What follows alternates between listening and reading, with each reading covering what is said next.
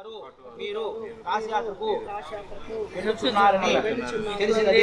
మేము కన్యనిచ్చి కన్యాదానం చేస్తామయ్యా. కన్యాదానము స్వీకరించి యాత్రకు వెళ్ళవచ్చునయ్యా. ఏం చెప్పారు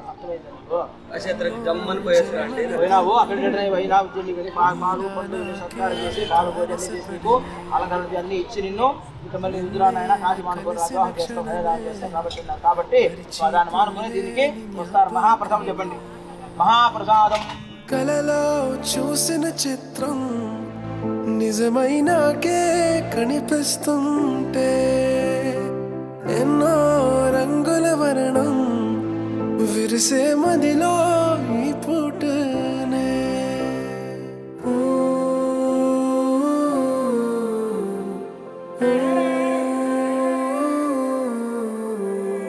పరిచయమే పరిణయమై ఏడడుగులు నడిచిన క్షణమే